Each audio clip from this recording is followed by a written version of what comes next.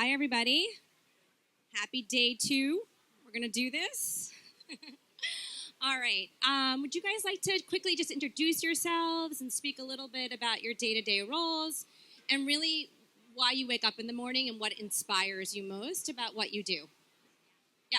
You want me to start? Yeah. Carmen, and we'll just Go that way. Okay. Yeah. Hi, I'm Carmen Graf. I am the VP of Global Marketing at Indeed, and I specifically oversee, just to add context, all of the advertising, the global media, social, and events. So, and I wake up every morning inspired to help people get jobs. It's actually so purposeful and to have fun. We're in this awesome landscape now where you can really just do about anything with all the ad tech. So I'm excited about it. That's amazing. Hi, I'm Jennifer Warren. I'm also from Indeed, and I lead the global brand marketing and creative. Also excited about helping people get jobs and helping them get into better work based on what they care about. And that's I feel like we have some of the best jobs in the world, being able to connect people to meaningful work. Wow, how much that relates to our topic is actually a complete parallel, right? The idea of thinking about people and what they need to do and creative and media is kind of incredible. Yeah. Liz? I'm Liz Caselli-Mechael. I lead external communications and marketing at World Central Kitchen. So if you don't already know us, World Central Kitchen is an NGO that was founded by Chef Jose Andres following the earthquake in Haiti, when he really found that people needed that care and comfort of a meal, of a local meal, of their own favorites after they experienced a disaster. And so now we have a chef corps around the world, and we function really as a Chefs Without Borders, everywhere from wildfires in LA to Ukraine and Gaza. And so what really inspires me every day is what it means to me after a hard day or a great day to sit down and share a meal with someone, and to know how amplified that is when you have just had maybe the hardest day of your life, what it's like to have someone really cook for you and put care into that. That just gets my blood pumping every day to help support that work. Such perspective, right? Jasmine? And I'm Jasmine Taylor. I lead brand marketing for Instacart, and that's brand marketing, product marketing, research, and insights. And what inspires me is we get to be a co-CEO to the head of household, and making sure that the groceries are taken care of every week. So that's what gets me up every day. I think I'm going to use that as what I'm going to do. I love Instacart. Yeah. Thank you. All right. So before we get into how creative strategies affect media, let's just think for a second and share a little bit about the evolution of creativity and what that means across all the different platforms, from traditional TV to social media. When you think about creativity, how are you approaching that? You want to go first? Go ahead, Jen. Sure. When I think about, I guess, my career, when I started, and there were a couple of platforms, to your point, there's television, there's radio, there's print, right? You thought about what I would call at the time brand management as like match luggage, you know? Everything had to look the same, sound the same, feel the same. There were pretty rigid brand guidelines. Now, when I think about it, it really is about being creative within the platform based on the user and what is going to resonate with them. So to me, creative has become, in some ways it's complicated, but if you have the right insight and the right idea, then it's about executing on the platform in a way that it's going to be meaningful. And I think you have to work harder to be creative because you've got to really get people's attention quickly. Yeah, I love the matching luggage comparison. And the thing I would add to that is I feel like what creativity used to look like was almost like all eggs in the basket of that single trip with the matching luggage. And now it's like your little weekends, your little touch point, your daily coffee break. It's how you feed over and over and over again to reinforce that idea, as opposed to one big swing. And I'd also add, while the days of matching luggage are totally behind us, I think that there's still now it's even more of a need to have a clear brand promise, to have that consistency, because you do need to show up authentically. You can't show up one place one way and another place another way without that connective tissue, so that people really understand what your brand is offering. Yeah. Yeah. I'll just say +1, great answers. I totally agree. And that one other add would be, I do think it's also about the audience. Like, things change all the time. If you know your audience really well, then you can deliver creative, you can deliver media, you can deliver an experience completely tailored. So, Yeah. That's really interesting. It's like, the next question is about, like, do you apply principles to platforms based off of this? And it's like, of course we do, right? But there's no best practices necessarily. Do you have any sort of statements you'd say about when you think about creative strategies and media platforms, what really resonates? Like, what can be your go-to as to how you start? So I'll start because it goes back to what I was just mentioning about having a brand promise. Yeah. So at Instacart, our promise is that we'll take care of the groceries so that you're free to take care of life, right? And our platform around, we call it CEO We're of the Here. household. Yes. But it really does mean that, like, that guides our strategy before we even get to a channel, right? Like, we know who we are. We know what our consumers need. So all we're doing on each platform, each touch point, is connecting the two. yeah. Great. Makes a lot of sense. Well, I'll just agree with you. No matching luggage. However, I agree. It all starts with, like, knowing who you are, your message. For us, if we're delivering on helping people connect with better work, then if you look across all of the different channels, it's like, how do you deliver that?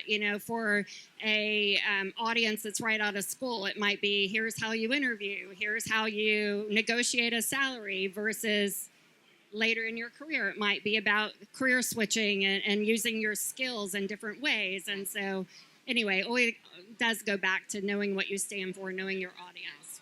Everything goes back to the audience and showing up in an authentic way. That's kind of what I'm hearing from everybody. All right, let's think about and talk about breaking the mold. If you can go back to a time where you had a strategy or piece of creative or even a media tactic that was maybe a test that was new, can you think about a time when you and your team did something revolutionary to break the mold as far as creative strategy and media are concerned? It's a very long question. Are you going to talk about Rising Voices? Okay. Since we're on the same team, I'm going to take a media example, which is we used our data. So the one thing about Indeed is we have 350 million uniques coming to our site every month, which is incredible. So, and that's global, worldwide. We have a lot of data.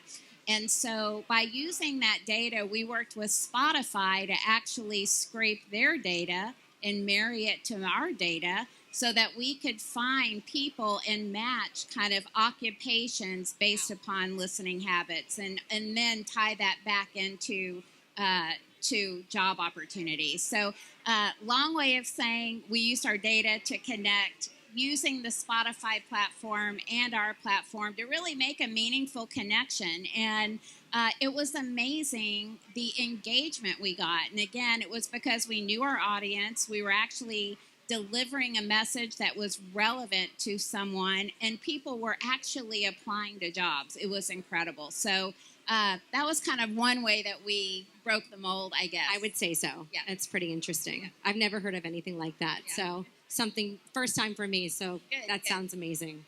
Liz? I think one kind of big creative and content rule that my team now breaks and my last team broke is it's really a golden rule that, like, your brand always... Sorry, and your last team was at Nestle. Yes. Right, a little bit different than World Central Kitchen. A little bit different. So that's fascinating.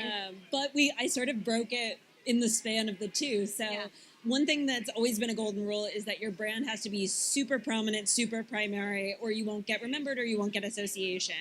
And what we found when I was on the Nestle side, working with my now home, World Central Kitchen, is that we did something really risky and actually just basically handed the mic over to World Central Kitchen as our partner. And rather than leading with Nestle, we led with everything World Central Kitchen was doing, and it was almost a footnote that we were a supporter. And it was actually the best brand lift I drove in 9 years at Nestle, that campaign. Going back to that authenticity. And really, yeah, letting the credible voice lead. And then now in my role, while World Central Kitchen is a big part of our own story, we work through local communities. So we do the same thing where instead of talking about World Central Kitchen, it might be Action St. Louis that's talking about post-tornado recovery in Missouri. And it is something that takes a while for leadership to like totally buy, that like you can be secondary and still grow your brand and grow your impact. But it's something that I've seen bear out in the data almost every time, even though it's been a golden rule forever that you have to be kind of brand first. So interesting. You think we would be able to sort of show that has a track record of working by now, but every time you sort of have to prove that, right? Reprove. Very interesting. Jasmine? Yeah, I would say one example would be when we took Instacart to the Super Bowl for the first time this year. And of course, when you start thinking about like, how do you show up at the Super Bowl, right? Like the first thing most people think is you need a celebrity, right? Like that's where all the celebrities are and all the brands take their celebrities there. And we knew we had to show up differently. Yeah. We knew like the space is competitive, like the share of voice that you're going to get really does depend on your ability to break through.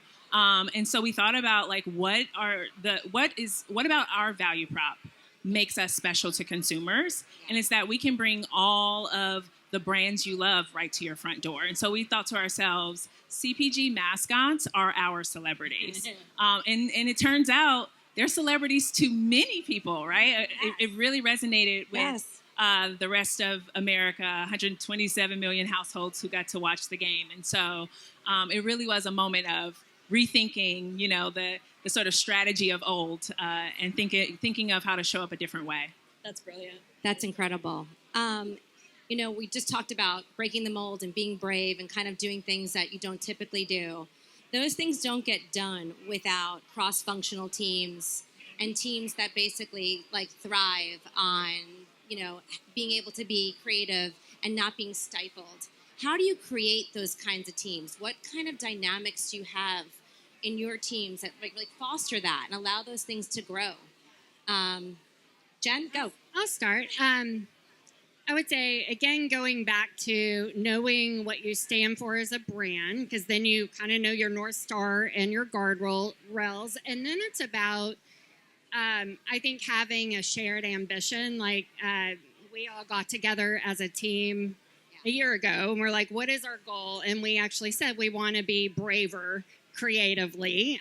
We had an initiative called The Road to Cannes, and we want to go and win awards, and we knew that was going to take being really brave. And any of us that work at, you know, companies where you know you're going to have to get your concepts approved, you know, through quite a few layers, and you might have a little bit of a conservative culture. I think we all just said we're going to have to be brave. We're going to have to navigate. We might have to educate along the way. But I really think it started with a shared ambition and saying we're all going to like do this together, and it may not go perfectly along the way, but it's having that goal, I think. And to me, it's really meaningful that you also looked at an outside source like that. Like you looked at Cannes as a source of inspiration, because I think outside in is one of the biggest drivers of creativity, especially at a large company. The team spends so much energy on the inside and everything that takes care on the inside. But you really need to be immersed in the platforms you operate, in the communities you operate, to understand what's going to resonate and hit there. So the fact that you went to outside in, I think, makes a huge difference. To build on that, because, sorry, I was going to say, I think that's one of the challenges with it. I mean, you're just reminding me, and as you always second guess, oh, what is our CEO going to like? Or what is this person going to like? Because you know that those are like different layers that you've got to get on board with your idea. And anyway, you just made me think about how important it is to like remember that that is not your ultimate audience. It might be who you have to get on board to get there, but it's not your audience. So thank you for. I'll just add too, I feel like that collaboration actually and stepping outside of your lane is really a superpower. That's where we all know creativity can come from anywhere and at any level, inside or outside. We have our agency partners with us here this week. And so I really believe it's like the superpower of collaboration, knowing your goal, knowing what your brand stands for. And then it's really up to you, like just to bring it, you know, and make things happen. And the only thing I'd add there is like in terms of your question around how do you get the team to get to that point. I think it's really, we start with, as a team, we've come together and we're going to do the best work of our careers together, right? Mm-hmm. And so we've done great work before we've come together, but this is going to be peak, right? And so with together is better. Yes. Right. And so then it makes the parts of bringing along your CEO, making sure that your agency partners feel like an extension of your team so much better and so much easier because everyone is committed to doing the best work of their lives, right? So that's interesting. So you think about the unification, like there's two themes I'm hearing. It's like, let's unify our teams and let's motivate each other to win together, to do great things together. So those are really two things.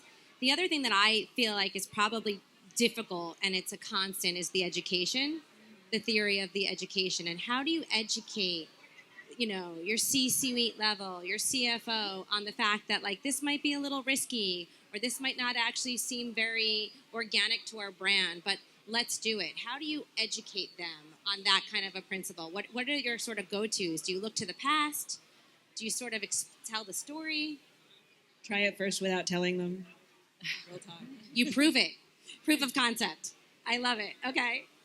And I'm also like of the mind that like it's not necessary to do things that aren't organic to your brand. Yes. It's about really understanding who your customer is and what their needs are. Exactly. And the fact that they're not one-dimensional, right? And so every time I go to my CEO with a strategy or my CMO with a strategy, it starts with insights, right? And so if I can get you on board with like who our customer is, who we're serving, and why, then like however spicy my idea is, right? Like it's data-driven. It's data-driven and it makes sense.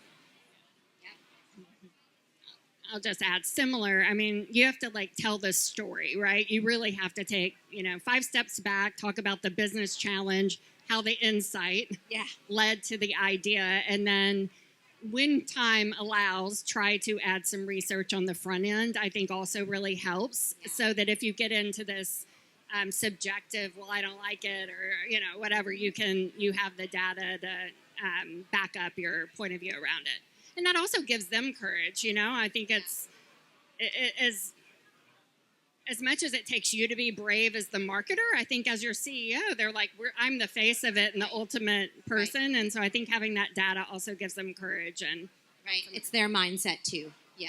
Good. Yeah. All right. So, in thinking about that, how do you sort of measure what creative success looks like then? I mean, it might not be immediate or it might be immediate. Does it look like sales, engagement? Like, what are the kinds of metrics? Is it buzz? What are you sort of looking for? Go ahead, Carmen. I'll jump in. So that is not a loaded question, I know, but it's a question that success. Not one answer to that question, right? No, it is whatever the desired business outcome is. And so that could either be perception and consideration. It could either be engagement or social sentiment. It could be changing perceptions. It really is about the success of the idea is, did it make a difference to the business? And so to me, that is, that's how we actually approach our CEO as well, just to say, this worked, here's the challenge it's going to solve, here's how we're going to measure it, and then prove it. Yeah, I'd say at Instacart, we both believe that every touch point is a moment to build the brand, and every touch point is a moment to grow the business. And so we actually do care a lot about the performance-driven metrics. Instacart's marketing team contributes double digits to the company's growth. And so we are very, very much like thinking about how does our work drive the business. But it does not then negate the importance of building a brand that people feel connected to. So whether it's a big Super Bowl spot or a performance-driven display ad, each touch point is a moment for people to build a connection. And I think the commonality that we look for in terms of signals is really resonance. And sometimes you'll see that resonance through action. And sometimes you'll see the resonance through sentiment. And sometimes you'll see it through just spending time with the content in a very competitive environment for time. So really, I think those resonance signals along the way are what we look for as proxies to hope that then you see the business outcomes when you've delivered consistent resonance. The next question was sort of along those lines, like how do you use something around, like we're talking about data and data points and marrying those data points to your given outcome or your desired outcome. How do you take those points and then relate them back to media strategy, how you go to market, how do you show up, and do that organically in a way where you're balancing both the data and kind of like your instinct, right, in a lot of ways. So typically, you were touching on that already. My first guess, if something's going wrong, if I'm aiming for an action and something's going wrong, is that audience, that I need to take a step back with them. And if I can't earn their action right now, that I should be earning their time first. And so often I find that I'm just at the wrong point of the journey. And that would be the first step that I see when we're not delivering on action, is that we need to take a bigger step back and make sure we're delivering on time and attention, and that then action will follow. That's usually finding the right audience at the right point in their journey, as opposed to grouping them in with folks who are farther along, is usually the first signal that we see when something's not working. I mean, I'll just take data is important, and we always talk about, like, we've got to be data informed, right? But if you only rely on data all of the time to make all of your decisions, I think that can hurt creativity. So I just also want to advocate for something that comes up sometimes when we're reviewing creative is if you feel scared or you feel nervous, don't dismiss it. It's probably a really good idea. And so I do think it's important as brand marketers and creatives that you do listen to how you feel. And if it makes you nervous, that's a good thing. And of course, use data to inform your insights, use data to test especially if you think, oh my God, this could go either way. It's going to be the best thing or the worst thing we've ever done. You might want to get some feedback on that, but listen to your feelings too. Get comfortable being uncomfortable. A little bit of fear is okay. Yes. Carmen agrees. She's like, yes. I completely agree. All right. AI and creative strategy. It's not canon if we don't talk about it, and AI is here. I love AI. So let's talk about how you guys are sort of utilizing AI, what you love about it, maybe what you don't love about it, and perhaps even if you prefer to talk about an example where you used AI, where it worked for you, it didn't work for you, have at it. Sure. Oh, AI. I know. AI. Okay. But we can't not talk about it. We can't not talk about it. Can't not talk about it. Sure. And it's got a few things. So we think about the use of AI as a way to scale. We have a small internal creative studio, small but mighty, and they are responsible for every piece of creative that could possibly come out of the company. And so we use it to enable us to go from last year, I think we did about 7,000 unique pieces of creative. Yeah. And so we're trying to think about AI as a way to get that to 14,000, right? 7,000. And so small but mighty. Small but mighty. But one of the things that we're doing on that end, as an example, is we have a closed AI model that we're feeding all of our images into to see what comes out. And I will be honest, there's some wacky things coming out. It's not quite ready for prime time yet, but we are experimenting with it. Right, so that's when you need to add that emotional intelligence. Exactly. Is this making a lot of sense? Exactly. Yeah. And our creative, because we operate in the real world, we're bringing the thing that's most important to you to your front door, which is your groceries. And so there's no world where that completely our creativity is replaced by AI, right? It has to be driven by real insights, real people. And so it has to be done by real people. But we are thinking about how it's a real life thing. You can't make it feel fake. Yes. A grilled cheese sandwich has to look like a grilled cheese sandwich, right? Yeah, and we tell such human stories that for us on the roadmap, AI in creative is not a short-term priority. I think really for us, AI is for research, AI is for streamlining, humans are for strategy, humans are for creativity. I think that is such an important perspective from where you're sitting. So thank you for that. It's neat. Yeah.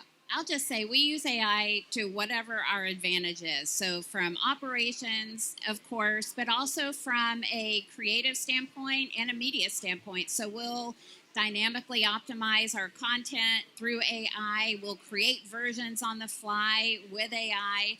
Yeah. And that's all the stuff like our creative teams don't want to do, right? They're not here to like version a gazillion ads. They're here to use their brain and be creative. And so we let them focus on that and let AI then, through tools like Pencil or whatever tool any creative agency use, that lets them version. So I saw that you lead AI transformation, right, at Indeed. And so it's Jennifer, actually. Jennifer does. Yeah. So what does that mean inside your teams? Like, is that just making sure you make that space for the creatives to take their time and do that creative magic and put the quick versioning and the scaling in the right spot? Like, what does that look like in practice? Well, I would say it starts with education. Like if I think back a year or so ago when we were all, I think, trying to figure out, or after ChatGPT, like what do we do with this? I think we all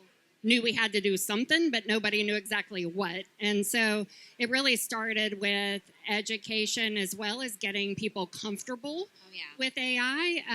I remember you were there, we were talking to a room full of creatives, that same thing where we're talking about going the road to Cannes. And I'm like, oh, we got to use AI, use all these tools. Half the people were looking at me like I was, taking away everything they had ever cared about. And then others were like, yeah, let's do it. And I realized you have to slow down and realize people are in different places with it. But I would say now it looks like continuing to have training and upskilling, helping people find the tools. The other thing that we heard is even though we launched tools, and I was out there saying, oh, this is going to make you more efficient. They're like, no, it doesn't. I have to stop and learn the tool. It's like a completely different way of working. And it's not a part of our workflow. And so most of the work we create has handoffs along the way. And so if you're the only one using it, it just doesn't have the same advantage. And so we are going back to and looking at workflows where we're really understanding where is it going to have the greater impact. People even were like, are we even allowed legally to use this tool? And so we would miss the basics, or I would at times, and realize they don't even know if legally they can use it. And then it also takes having partners that are just as excited and looking at how to use it in their spaces. So a little bit of Thank you for that. I think that workflow and how you fit it in is something that doesn't come up enough in the AI conversation. And it's such a realistic part of what it means to integrate that into your teams and what you do.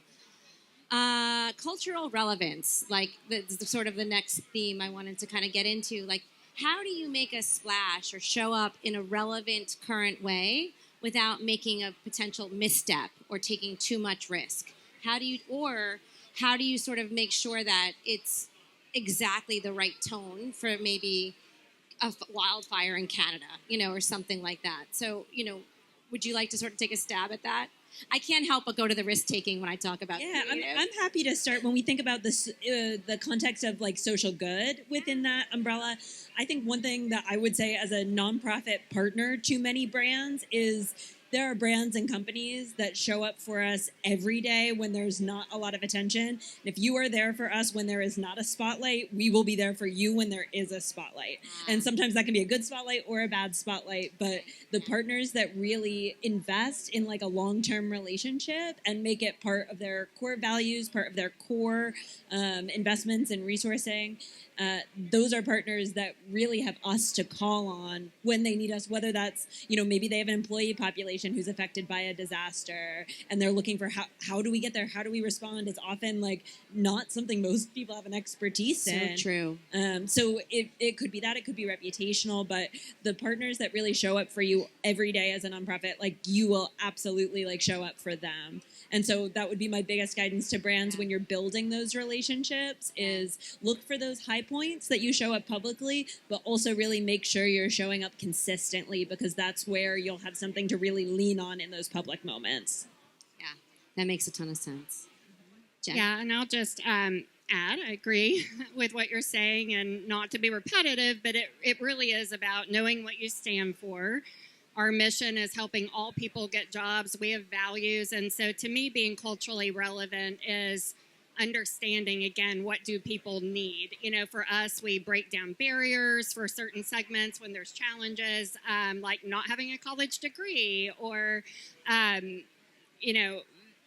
various things that might get in the way. I think where brands get in trouble is if they look at the culture as just a trend, like I'm going to jump on this and say this, and because people can see through that too, right? And so I don't know, I always advise just like be who you are, and of course you've got to like navigate, the changing world every single day right now. But if you know who you are and what you stand for, and you are focused on how do I impact the lives of the customer that I serve every day, then you're less likely to get yourself into any like brand trouble. I think actually quite the opposite.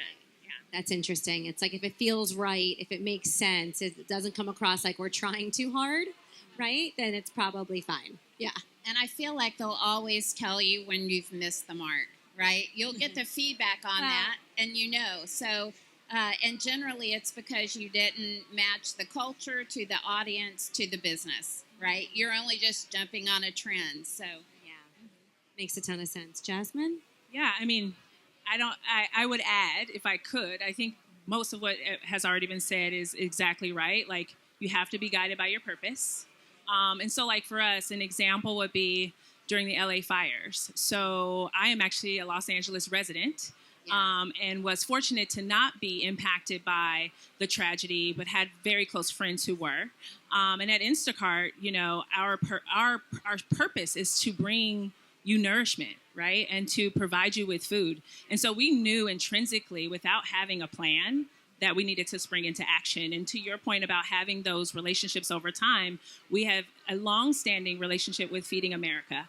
And we had a product that we built, an innovation where everyday consumers could donate to Feeding America. And so we said, why not take that technology and serve these local food banks and find the places where food needs to be dropped off to people and jump in. And so for us, it was like leading with our purpose. It had nothing to do with like anything other than so many of our employees even were being impacted. How does our product bring something purposeful to this moment? And it galvanized our consumer base. People from all over the country were donating. Even celebrities were resharing, trying to get the word out for us for free. Yeah. And so I think when you lead from a place of purpose in that way, you can go into culture and not be afraid that people are going to get offended or upset, because you're there to drive some value. You're there to contribute. It's so important to have the right partners, and it's so important to think about timing and how we show up for our partners at the right time in the right spaces. It's really, those are the themes, and in these three different industries, it holds throughout all of them. For our final question, I sort of want to get into like the next frontier and the future. And so when we think forward about creative strategies and how they might be changing or affecting media and how we want to show up for our people and our teams, what are the things that you're either most concerned about or the most excited for? I guess I'll just say, I think with AI, I won't be the first person to say this, but you just got to get used to it. I mean, two implications, constant, right, are going to be to like stay human and have a heart. And then I heard Shelley Palmer say this probably a year ago, but he talked about the risk of generica, and that always like hung with me when I look at work. Is if everybody is using AI to create their ads, if you don't have a strong point of view and you don't have creatives, and creatives can mean a lot of things, guiding the work, choosing the work, you're going to look like everybody else. So that's what I think a lot about. So true. Yeah. I completely agree, 100%. We were with Will I Am at a speaking moment this morning, and he said the exact same thing. He was like, algorithms feed algorithms feed algorithms. How do you not become like everyone else in this sea of sameness? And I think that is exactly the challenge. And same for media plans, right? Like, we have to make sure we understand our audience and customize and create and be creative in that space as well, and follow the creative idea. So I think that is the biggest challenge. Yeah. Don't let the algorithm rule our world, right? Break the algorithm, throw it for a curve. Yeah. Liz? I think two kind of more micro things that really excite me on the road ahead is just really maximizing interactivity with users and giving them a way to participate in content, participate in action. That makes it so much more memorable and sticky and impactful. That's an area of growth that I'm really excited about. And then also delivering in a way that's contextually relevant, being able to really find people at the right time when they are the most motivated, the most concentrated on what you deliver. So those are two things on like the technological journey that I think make the biggest difference when I think about our audience and how we look to connect with them. Yeah, and I'd say quickly that the road ahead for us, I'm actually really excited about our partnerships. We, I think, unlocked something really special with Super Bowl and partnering with so many brands. And it really opened our eyes to how much love our brand has and the fact that we can bring so many more brands to you that you love. And so we're looking at ways to continue to amplify that and show up in ways that are unexpected and fun. Yeah. Things that can actually do fill the funnel throughout the entire funnel. You're talking about talking to your customers, but also creating new customers and finding those spaces where you get that stickiness and you were able to kind of grow that. That makes a lot of sense. All right, guys. Well, we're out of time. I so appreciated chatting with all of you. So nice to see you so all. much. Yes. Thank Yes, you. of course.